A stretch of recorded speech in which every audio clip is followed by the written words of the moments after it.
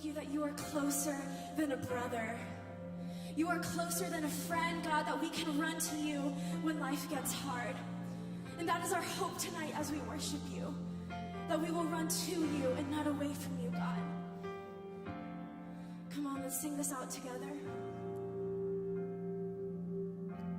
I've carried a burden for too long on my own. I wasn't created to bear it alone. I hear your invitation to let it all go, and I see it now. I'm laying it down, and I know that I need you. I run to the Father, I fall into grace. I'm done with the hiding, no reason to wait. My heart needs a surgeon, my soul needs a friend. So I run to the Father again and again and again and again. Oh, oh, oh. You saw my condition, had a plan from the start. Your son for redemption, the price of and I don't have the context for that kind of love. I don't understand, I can't comprehend. All I know is I need you. I run to the Father, I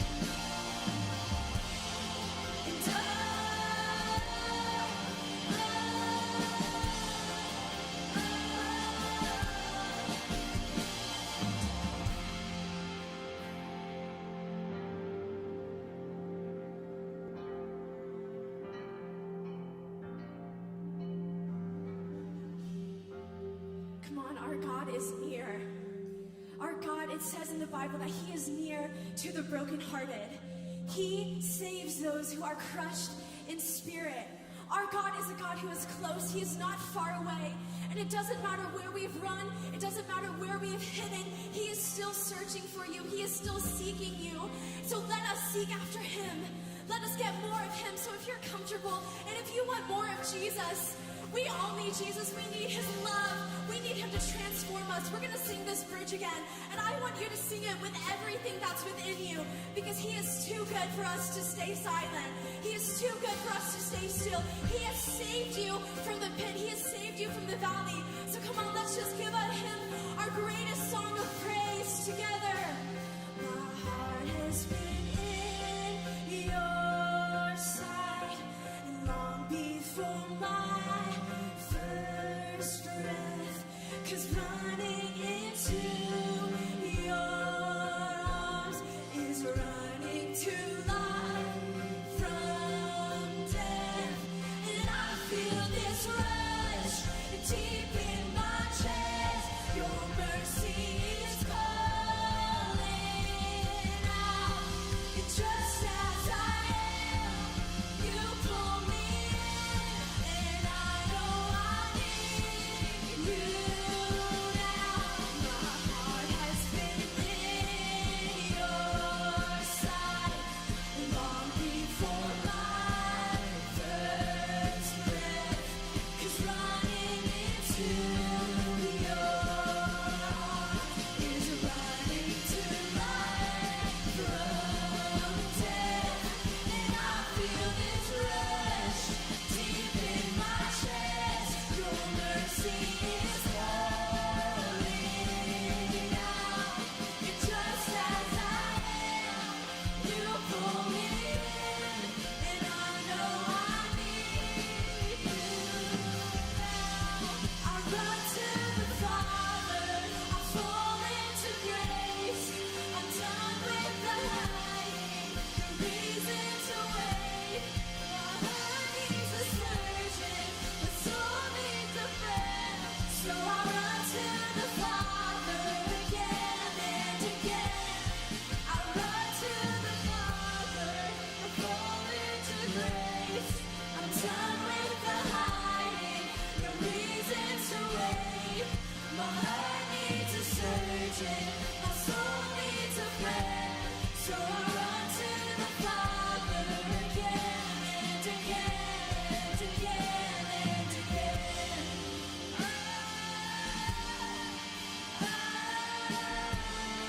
Again and again and again. Thank you, Jesus. Before we sing this next song, I want to read to you a scripture from John 13. So this is Jesus hanging out with his disciples right before he goes to the cross, and he's sitting with them and having dinner with them. And there's this verse, and this is John writing it. So John's like one of the disciples. He's one of the guys. So he's in this place. He's recalling what happened all those years ago when he sat around the table with Jesus. And apparently he's sitting right next to Jesus. And they're having this conversation, kind of a difficult conversation. Jesus is actually saying, one of you is going to betray me. He's talking about Judas, because Judas had already betrayed Jesus and basically sold him for money. And so he's telling them, hey, that's what's going to happen. And Peter's talking, and the different guys are like looking at each other, and they're like, well, it's not me, because nobody wants to be the guy that betrayed the Son of God. And then in John chapter 13, verse 25, it says, leaning back against Jesus, he asked him, Lord, who is it? Lord, who is it? And John's recalling this, and he's saying, man, I was sitting by Jesus. And he includes this it's kind of this weird detail, like John like leans back, and I don't know, it's weird.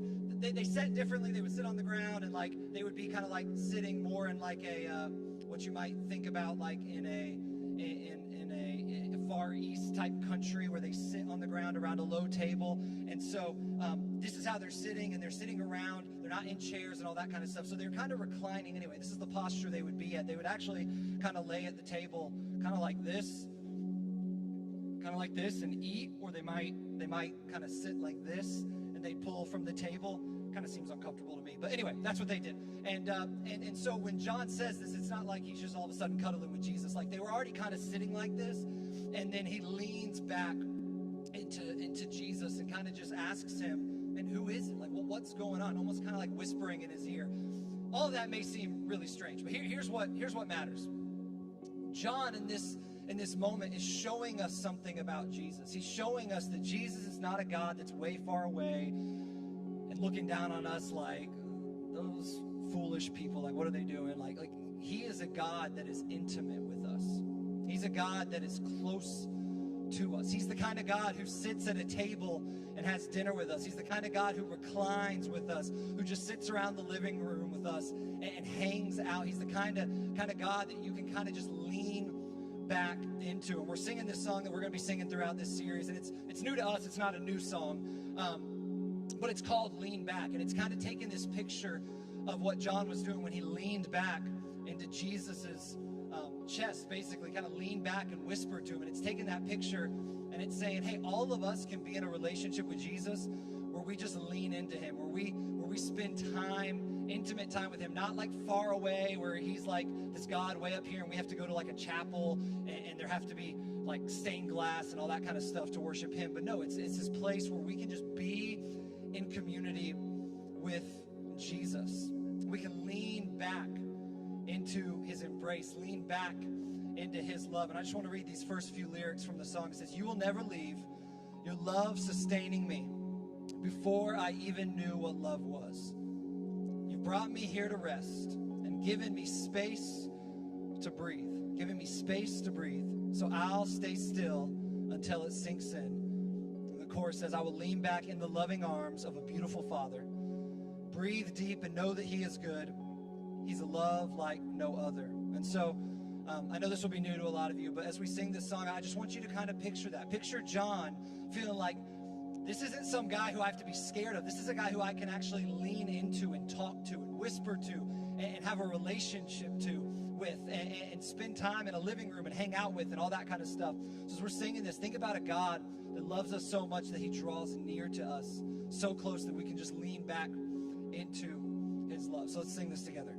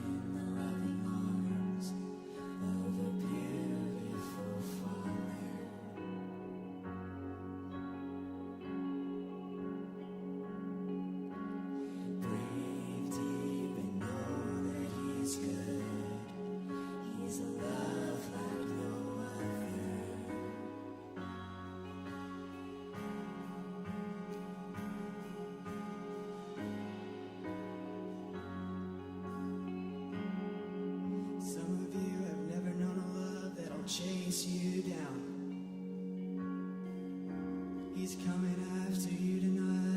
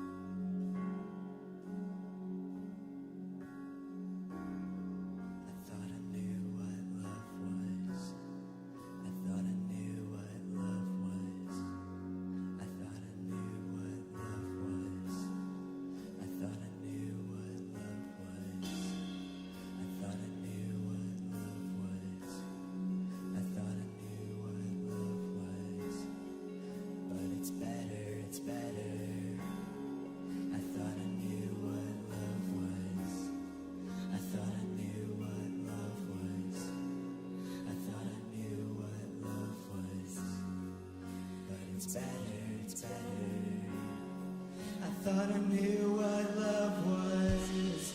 I thought I knew what love was. I thought I knew what love was. But it's better, it's better. I thought I knew what love was. I thought I knew what love was. I thought I knew what love was. But it's better, it's better. I thought I knew what love was.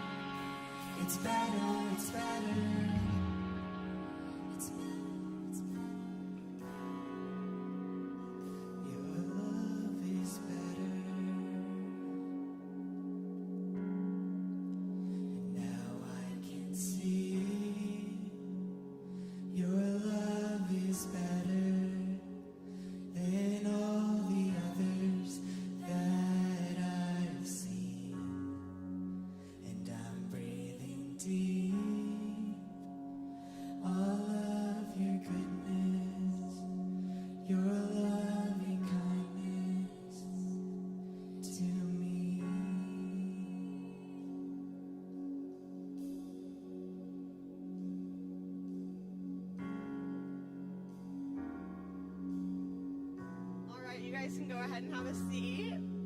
Welcome to United. I'm so happy that we're back. If you guys weren't here last week, welcome for the first time. And hello to all of our online viewers. Say hi to Abby Woodward for me. If you guys haven't met me, my name is Ella. And here at United, we exist to point students to Jesus.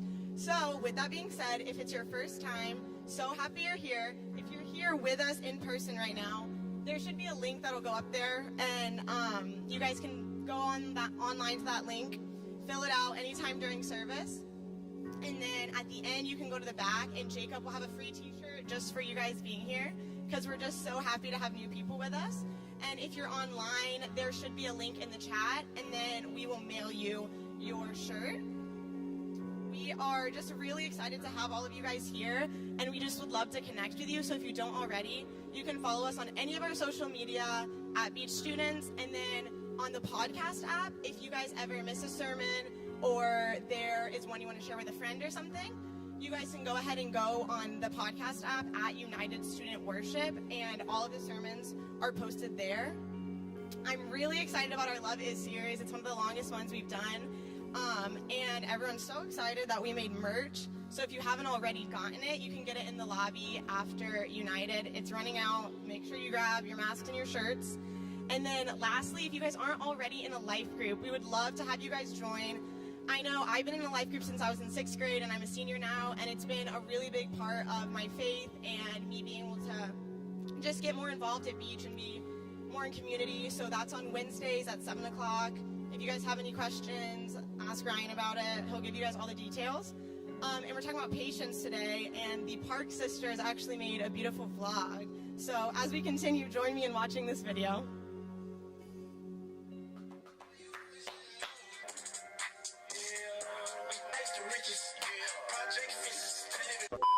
Hey guys, welcome back. So if you don't already know us, my name is Abby. And my name is Katie. And it is the night before our first day of school. So I'm going into 10th grade. And I'm going into 12th grade. And as you guys know, we're in a series called Love Is. In 1 Corinthians 13:4, it says love is patient. So we decided that tomorrow, being our first day of school, we are going to vlog and show some clips of us trying to be patient throughout the day. Take a look. Hey guys, so it's the first day of school, and we're about to start our day. Here we go. This is me waiting for Abby, and I said we were leaving at 6:30, and she's still not here. Many hours later. I made it. Ready for your first day, Ab? Can you not do it right now? Please.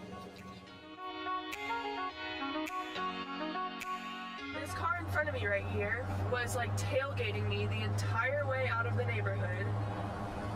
Wasn't even going slow, like I was going the speed limit. And then they like cut in front of me. Just gonna give a little And now they're going like 30 miles an hour down Beach Boulevard. And we just missed the light because And we just missed the light because of them. But you know, I'm gonna be patient and wait for the green light, okay? So yeah. And I'm trying. Just have to be a little bit patient with Abby because it just took her about 10 minutes to set up the camera in the spot where it is. But it's okay, because I love her. Hey guys, so we're in 7th period, which is last period. We're just waiting for it to start. Our first day's going great. Hey Josh, say hi to the United vlog. The United vlog. Okay. Readings will be very detrimental. This is a fast-paced course. We have 7 units that we have to cover in 3 quarters. Hey guys, so we just finished our first day of school, and now I'm heading to swim practice. Now, instead of me being patient, my swim coach has to be patient because it's currently 2:45 and swim started right after school at 2 o'clock. But I had a little meeting after school for soccer, so hopefully he's not mad and he's been pretty patient with me. Hey guys, just finished swim practice. My swim coach wasn't mad at me. So luckily, he was being pretty patient with me because I was actually pretty late to practice. But, you know, I only got in a little bit of trouble. So just got to the church here with Kenny. Okay, so basically I'm at church right now in Kendall's office waiting for Ryan for my leadership interview. But I mean, I'm being pretty patient. He's just running a little behind. Yeah, just a little bit behind, but it's fine. So, I'm here for my meeting now. I just waited patiently for about like 30 minutes, but it's okay. Because I love Ryan Sweat. Oh, she was supposed to be at 4:15, but now it's 4:27. Thank you for being patient. Hey guys, so I just finished my leadership interview and now I'm about to go to work and coach some little kids and teach them how to swim. The queen is in the building, aka Sarah Hernandez. What up? What up, Shawshank?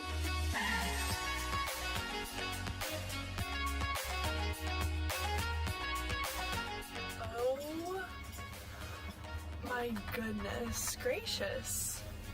That was the most craziest practice ever. I got 7 new kids, all in kindergarten. They were testing my patience, but luckily I'm a patient gal. Hey guys, so just got home from a very long day, as you guys could tell. Back to the serious topic of the night, which is love is patient. We tried to be as patient as possible. Abby! Alright, do you want to do a lesson overview then? You know, some of the teachers are struggling with the online learning platform, which I know they have so many students, so I know that it's hard for them. I'm just being like really patient with them. God's patient with us when we mess up, so therefore when the teachers mess up, I shall be patient towards them. We love you guys like crazy. See you guys next week!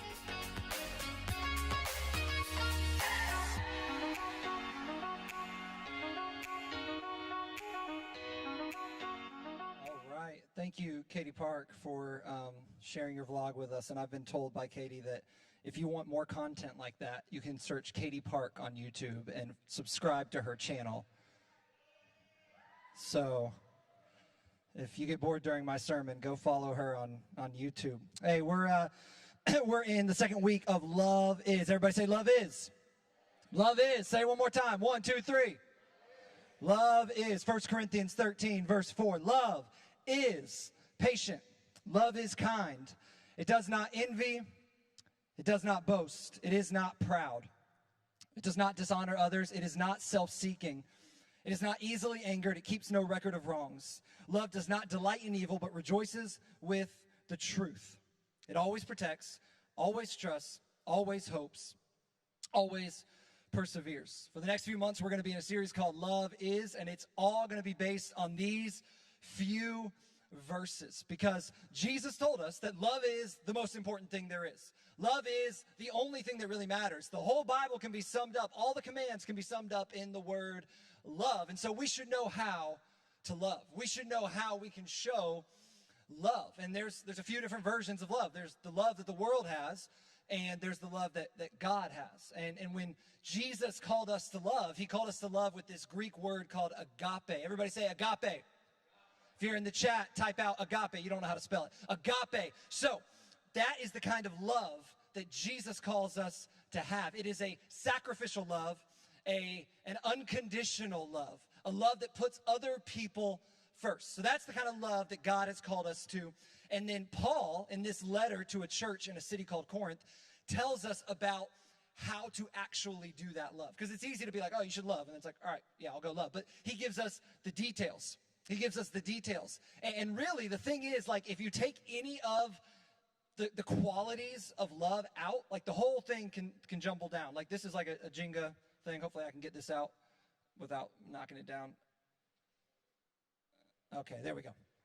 Love is patient. Love is patient. So if any of those gets taken out, if we forget about one of them, kind of the whole thing comes down, because we have to make sure that we are doing every part of love when we are seeking to love like God loves.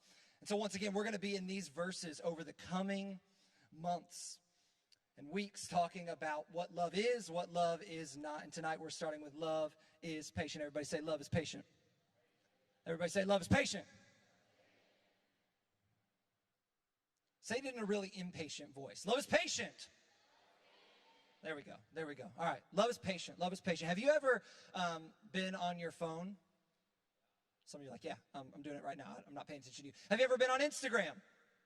Some of you, once again, are like, yeah, I'm on Instagram right now. I don't feel like listening to you. So have you ever been there and you're kind of just tapping through stories? And you all know, like, when it says that people viewed your story, they didn't really view your story. They just tapped through because they really don't care. And most of them we don't care about, right? Like 75% of stories we're just tapping through. I don't care what you ate for dinner. I don't care where you're going on vacation. I don't care about your boyfriend. I don't care about anything going on in your life. But every once in a while, you find a story that you're, like, intrigued by, right? Where you actually want to watch it. And have you ever had that moment where you get to it and then you let go and it just stays frozen? And you start being like, well, why isn't it loading? And you start checking your Wi-Fi, you start checking your signal, you're like why isn't this loading? Then you go back and then you go forward again, then you close out of Instagram, you start it back up, and you're getting frustrated because it won't show up the instant you want it to. And so even though a lot of times that space, it only freezes for like 3 or 4 seconds, a lot of times that freaks us out because we are used to right away. As soon as I click something, I want it to work. We live in a world where we want everything right now. Everybody say right now. We want everything right now. We want it right away. We don't want to wait. We don't want to wait till tomorrow. We don't want to wait till next week. We don't want to wait till we're older. We want to get what we want right away. And we're used to getting that. We're used to getting everything we want right away. Our nation invented fast food. Food's not good enough. It has to be fast. And then we kind of like the bougie people made up this thing called fast casual, where it's like it's a little bit nicer food and you think it's healthier even though it's not. But the whole deal is that it still has to be fast. We don't care if it's better. We just want it to be fast, fast, fast, fast. You go through a drive-thru, you want to be fast. You want to get your food quickly and moving on because we want everything right now. We're used to high-speed internet, and like as soon as we click something, if you have a decent computer and a decent connection, as soon as you click something, it's like instantly the next page is loading. The video is going. You don't want buffering. You don't want any of that. Like, you want it right now. When I was growing up, and I promised myself I'd never be this person, but I've become this person. When I was growing up, like, I used to hear old people talking, and they'd be like, well, when we were little, all we had was black and white TV. And I'd be like, you are so old. Like, why do you even exist anymore? Like that, like, why would you even have a childhood if you didn't have color TV? And now y'all are listening to me. You're like, you didn't have high-speed internet? Like, we didn't even have the internet when I was little. We didn't have a computer in our house because I don't know why we didn't have a computer, but we didn't have a computer. And then finally we get a computer, and we had this thing called dial-up. Where are my life group leaders at? You know about dial-up internet? Dial-up internet, amen. Not really. It sucked. Like, it was terrible. Here's what you did. Let me give you the rundown. You go to your computer. You click on AOL. You ever heard of that? No, you haven't, because they ran out of business. Or Internet Explorer. You ever heard of that? No, because you don't use it because it always crashes. So you would pull up your internet browser, and you would press connect. And then your computer started sounding like it was breaking. It would go, and it would just be, it would do that for 30 seconds. And you're like, what is it doing? It was like, it's kind of like a fax machine. You don't know what that is either. Okay, never mind. So it's like this, it's calling out basically to connect to the internet. And it used your phone line. And so I know a lot of you are like, what's a phone line? We used to have phones in our homes. Like, not this, not a cell phone. Like, there was a phone, and it was connected to the wall, and people called your home. It was incredible. And so anyway, so you'd connect to the internet, and it would take forever. And then once you did, there weren't even videos on the internet at that time. It's like you would click on something, and it would take forever to load. And then if your mom got a call while you were on the internet, your internet just shut off. Just shut off because it was connected to the same line. And so people started having to get 2 lines so that you could be on the internet and you could be on the phone at the same time.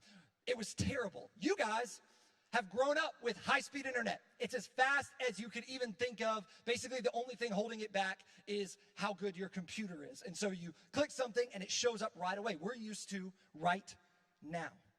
iPhones, like we used to have arguments with people or discussions, whatever you want to call them, and you'd be like, oh, well, the score was 23-20. Like, no, I think it was 24-20. Well, I think, and basically you would go back and forth until someone said something confidently enough that everyone was like, oh, I guess he knows what he's talking about. We don't do that anymore, do we? We just say, well, let me Google it. I'll tell you when the movie came out. I'll tell you who sang that song. Let me just Google it. Let me pull it up on Wikipedia. Wikipedia is always right, and so I will tell you the truth right now. We're used to just getting the information right when we talk about it. Think about Amazon. Like, how many of you have been shopping before, and as soon as you get to the screen where it tells you how long it's going to take to get to your house, you just say, I don't even want it anymore? You ever done that? Like, it's like, well, I thought I wanted it, but it's going to be here 4 days.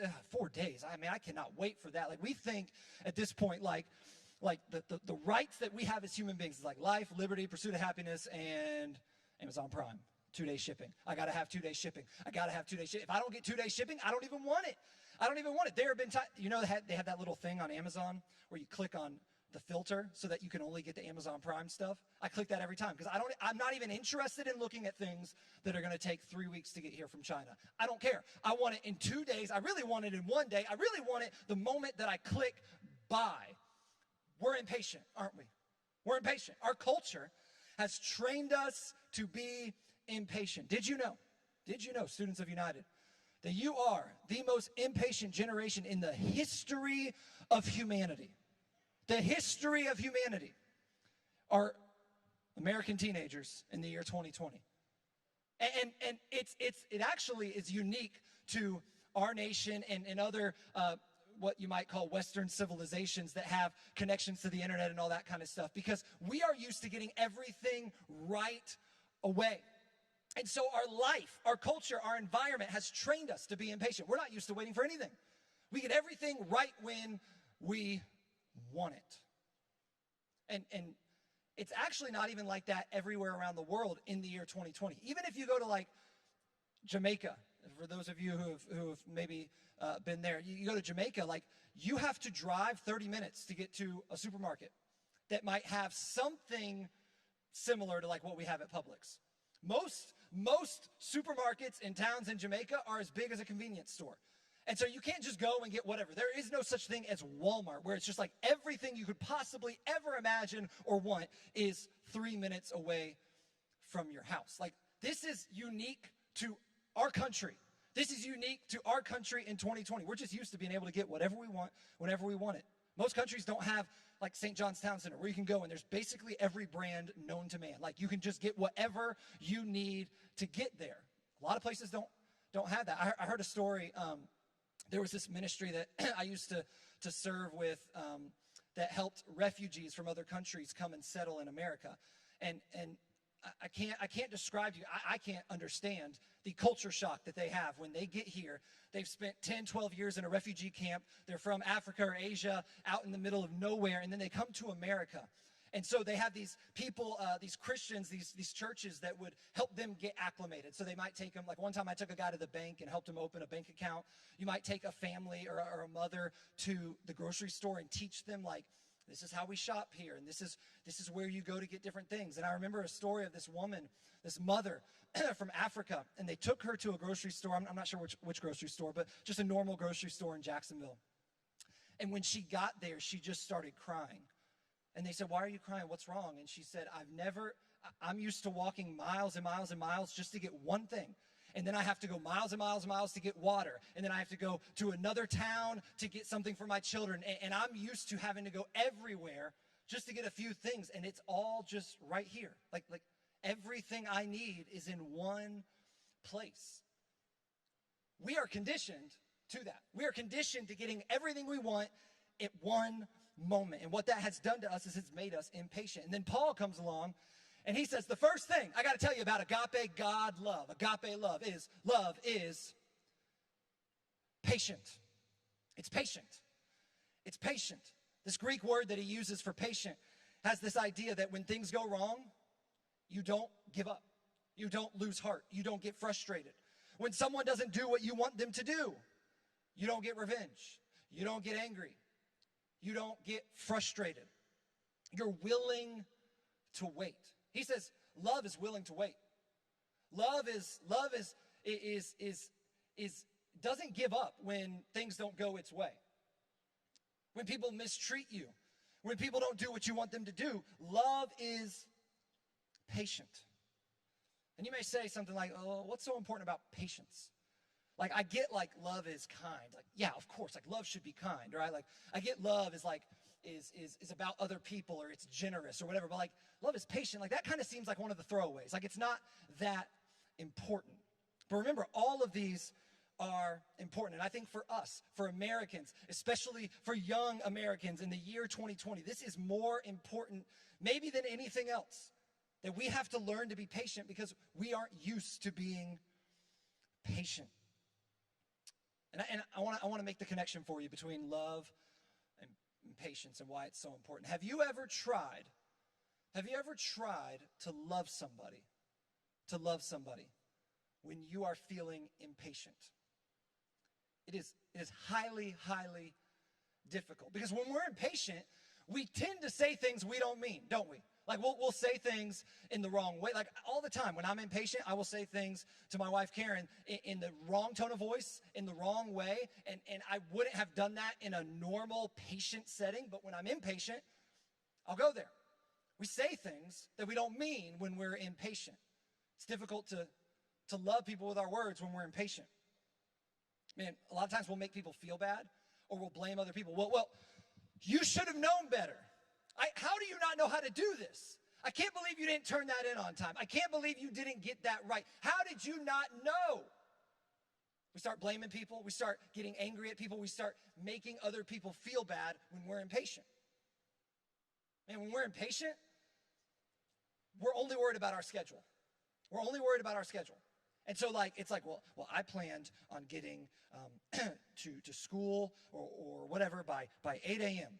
But then I got delayed because I was in traffic and someone got in my way, or someone didn't go on a yellow and then I got stuck at the light, or somebody, my mom made me do this, or my dad made me do this, and we just start getting upset because our schedule got messed up. Our schedule got messed up. I can't tell you how many times Karen and I have gotten upset at our children because they delay our plans. So we were planning to go somewhere at a certain time, but our children are just, well, one doesn't do anything except just lay there and just eat and sleep, and the other one is just a wild freak of nature. And so, like, we always are trying to wrangle her in, and she sets us back, and she gets us off our schedule. And so then we get impatient. We get impatient. And what are we really mad about? We're not really mad at her. We're mad because we didn't get to go where we wanted to go when we wanted to go there. Oh, I missed the class. Oh, I missed the gym. Oh, I missed lunch. Oh, I missed whatever it is because of whoever. See, it gets us off our schedule. It gets us agitated. And when these things happen, it is very difficult for us to love. It's very difficult for us to love because we are caught up in ourselves. In fact, impatience shows up when you focus on yourself. Impatience shows up when you focus on yourself. Let me say that one more time. Impatience shows up when you focus on yourself. The only reason we get impatient is because we don't get what we want. Well, I wanted to go there. I wanted to do this. I wanted it to be on that time. I wanted it to be this way. And we're focused on ourselves. And when we get focused on ourselves, we get impatient. We get impatient because we didn't get what we wanted or what we thought we should have gotten. And here's where we really see the problem, right? Agape love is focused only on other people. But impatience is focused only on yourself. Let me say it again. Agape love, God's love, is focused on other people. When we're impatient, we're just focused on us. Did I get what I needed? Did I get what I deserved? Was it on my time schedule? Literally, impatience is selfishness. It's us focusing on what we want in the moment. In Ephesians, also written by the Apostle Paul to another church at a city called Ephesus, he kind of breaks down this whole love is patient thing a little bit more. He says this in chapter 4, verse 2. He says, be completely humble and gentle. Be patient, bearing with one another in love. And you may hear all those and be like, what do they have to do with one another? They all go together. If you're humble, it means you're thinking of yourself less than other people. You're thinking of others first, which is connected to patience. When you're gentle, that's connected to patience, because what do we do when we're impatient? I can't believe we like lash out at people, right? Gentleness is connected to patience. Then he says love is patient, and then he explains even a little bit more. He says, you should be patient, bearing with one another in love. Here's essentially what he's saying. Patience puts up with people, which doesn't sound like super like lovey-dovey, but that's the truth. Like when we're patient, we're just putting up with people. You're putting up with other people's weaknesses, other people's faults. You're not acting like everybody should be perfect. You're putting up with them. You're putting up with your parents. Oh, parents are the worst. They take away my whole life. Blah, blah, blah, blah. You're putting up with them because guess what? They're not perfect. They're probably a lot more perfect than you, but they're not perfect. You put up with your sister or your brother or your friend because guess what? Just like you, they're not perfect. Paul is saying this is what patience is. You put up with people. You don't expect people to get it right every single time. You can put it this way in your notes. Being patient with others means giving grace and space. I'll explain in a second. Being patient with others means giving grace and space. It's allowing someone to be in a different place than you. Christian, come here and stand on that orange tape right there. This is Christian, everybody, 11th grade boys life group leader. Give it up. All right. So here's what patience does. Patience gives grace and space. So impatience says, I'm upset because Christian is not where I am. He's not walking with me. He's not doing what I am doing. He's not in the same place as me. Patience says, you know what? Christian might be in a different place than me. He might be in a different place of life. He might have a different opinion. He might have different beliefs.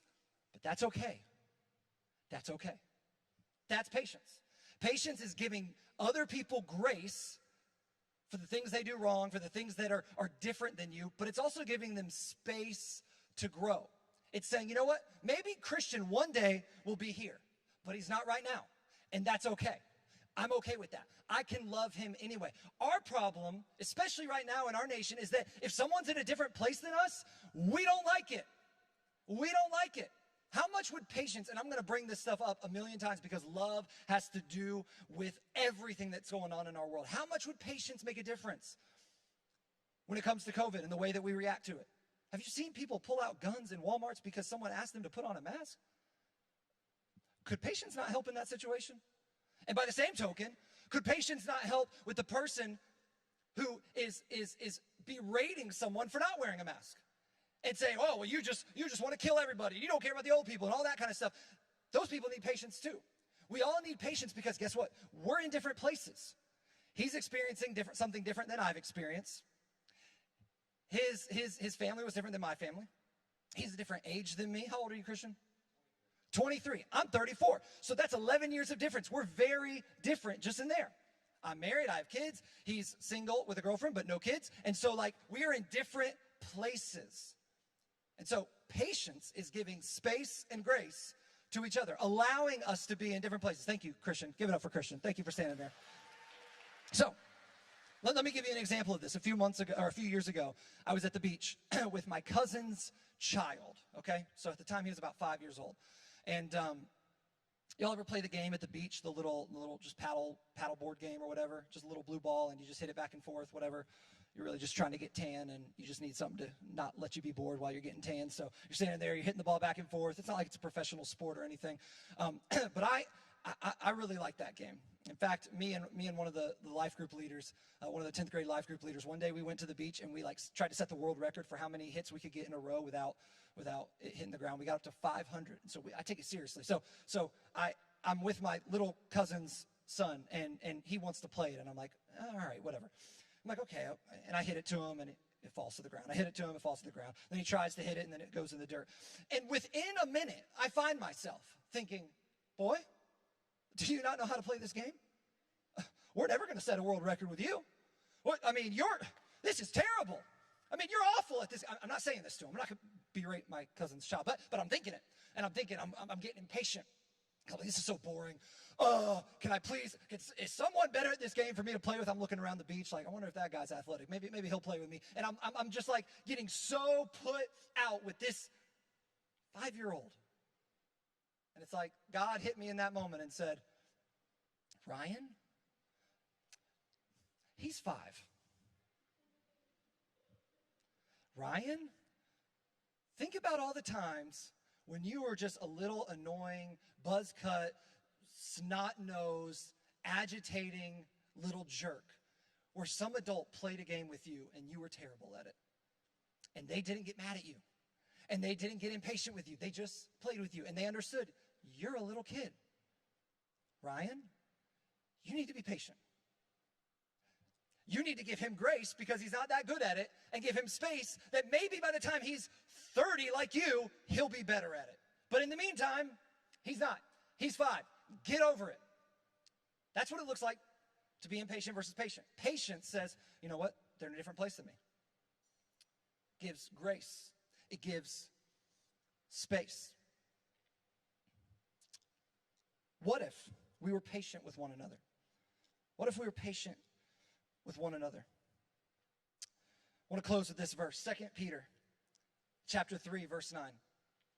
2 Peter chapter 3, verse 9. Here's what it says. The Lord is not slow in keeping his promise, as some understand slowness. Instead, he is patient. Everybody say patient again.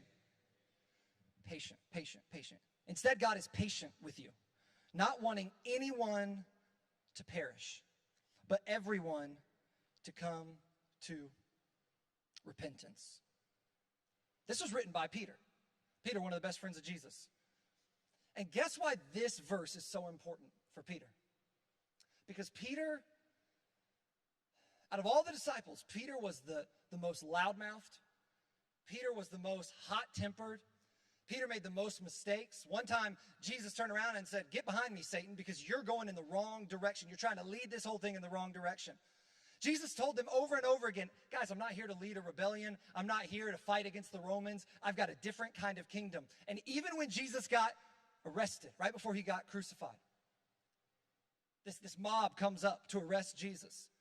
And Peter pulls out his little pocket knife and cuts the ear off of one of the soldiers.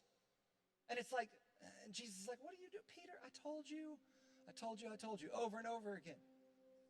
Man, Jesus had to practice patience with Peter, and Peter knew it. Because Peter told Jesus, I'm going to go to the very end with you. I'm going to go all the way with you, no matter what. Even if you go to death, I'll be there with you. And when he got arrested, guess where Peter was? Running. But then he kind of snuck up and started creeping on Jesus as he's getting tried and put into court, and they're questioning him.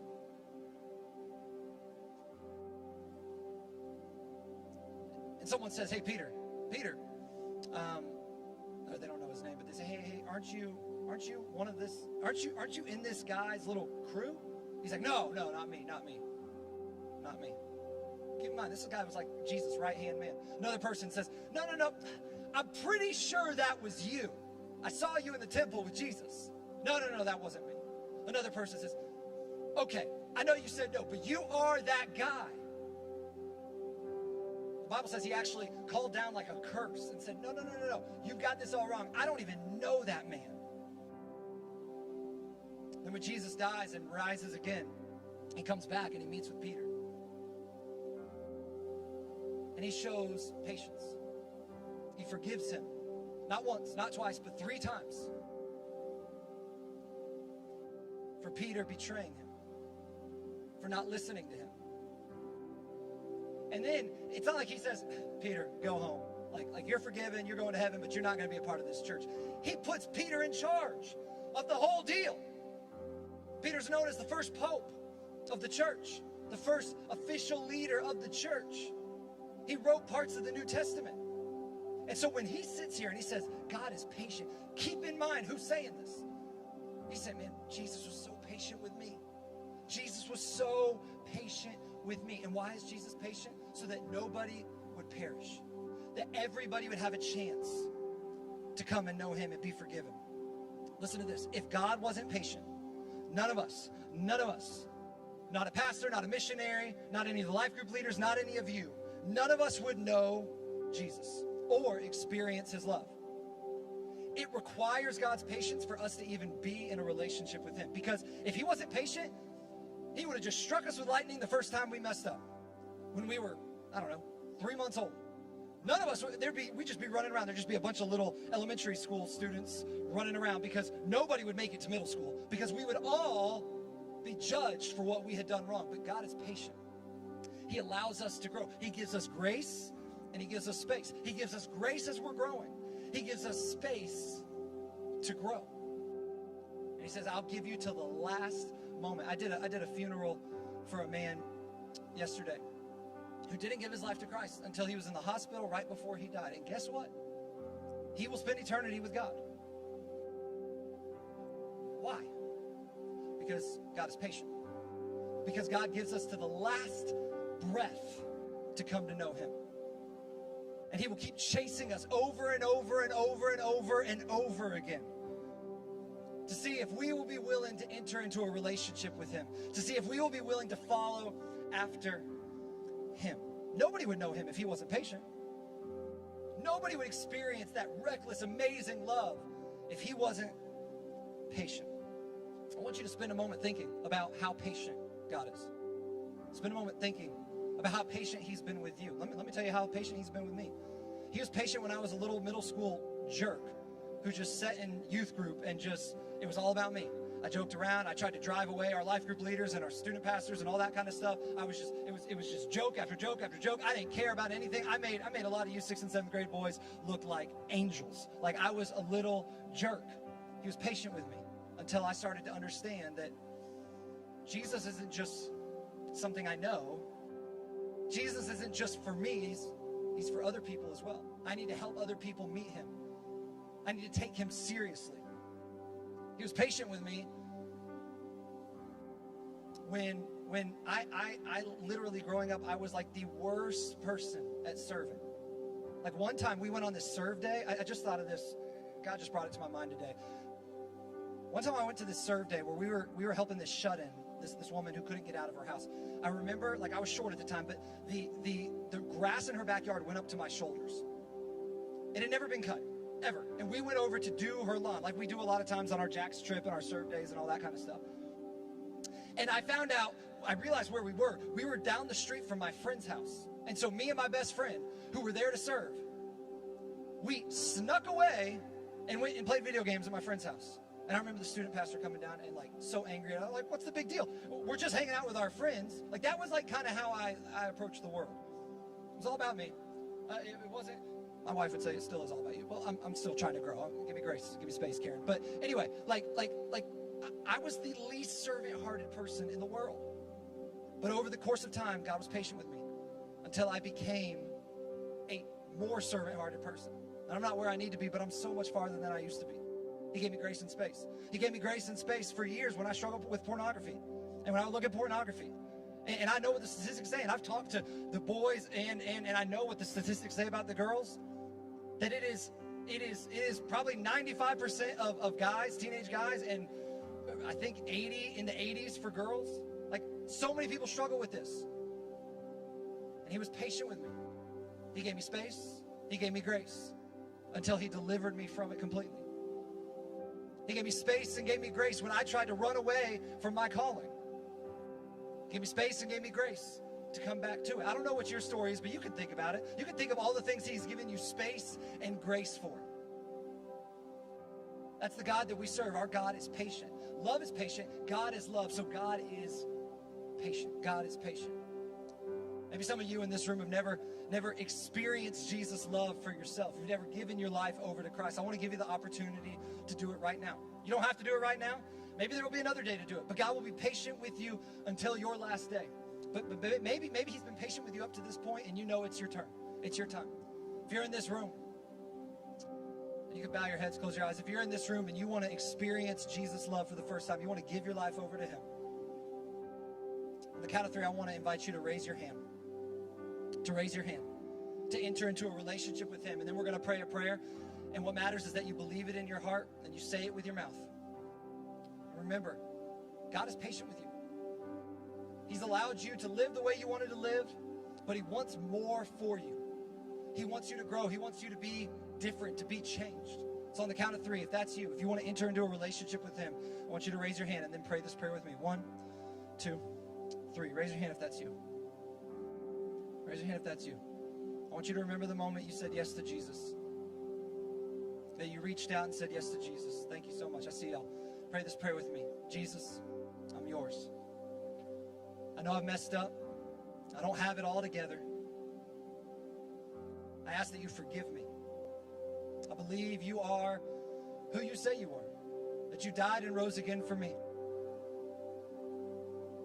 And I want you to be the Lord of my life. I want to follow after you. I thank you for your love, and I thank you for your patience.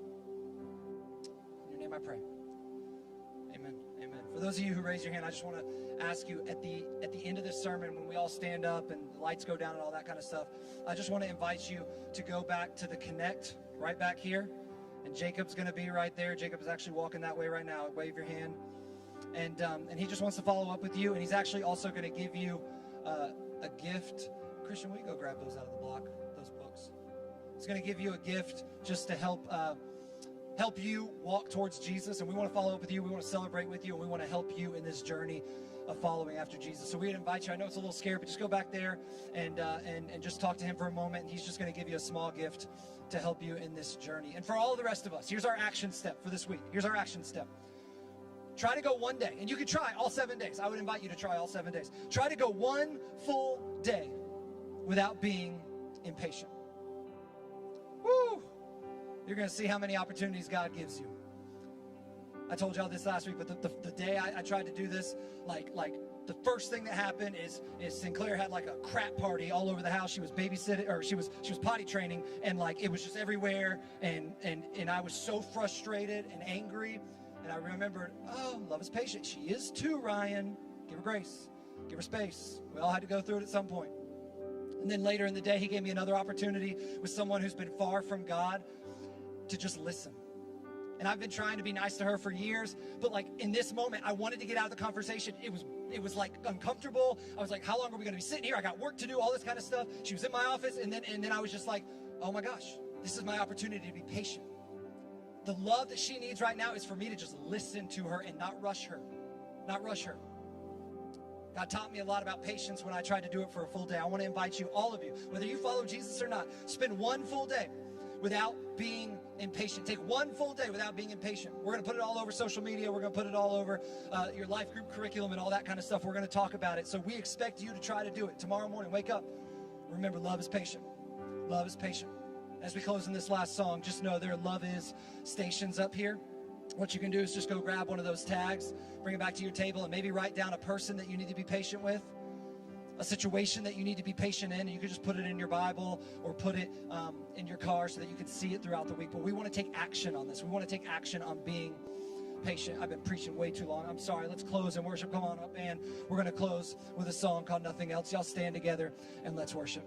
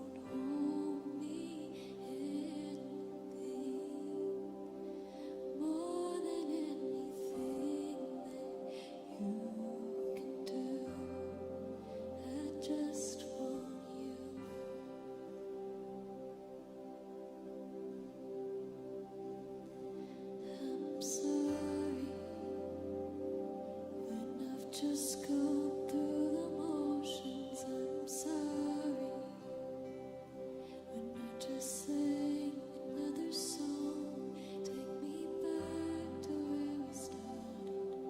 I open up my heart to you.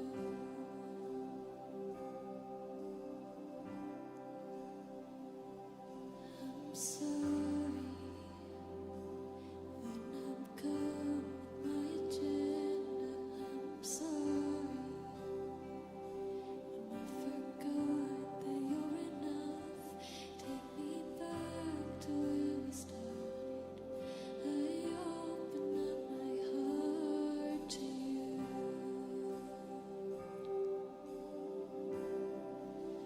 Caught up in your presence. I just wanna sit here at your feet. Caught up in this holy moment. I never wanna leave. Oh, I'm not here for blessings. Jesus, you don't owe me anything more than anything that you can do. I just want you. I just want you and nothing else. And nothing else will do. I just want you, and nothing else, Jesus, nothing else will do. I just want you, and nothing else, and nothing else. Nothing else will do. I just want you, and nothing else, and nothing else, Jesus, nothing else will do. I just want you, and nothing else, and nothing else, nothing else will do. I just want you, nothing else, nothing else, Jesus, nothing else will do. I just want you, nothing else, nothing else, nothing else will do. I just want you, nothing else, nothing else, nothing else will do.